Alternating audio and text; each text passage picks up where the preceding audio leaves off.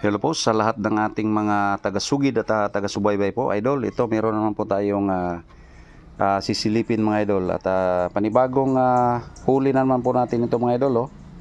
Meron tayong isang brand ng sign pin mga idol. Ito po, ayan po, napakaganda po. Kaya lumang-luma pala itong brand na ito mga idol. Kaya nakahuli po tayo ng lumang Battle Ink po mga idol. At yun po yung brand po mga idol. Yan ginawa po sa taon ng 1950s mga idol. Biro niyan mga idol. So matagal na.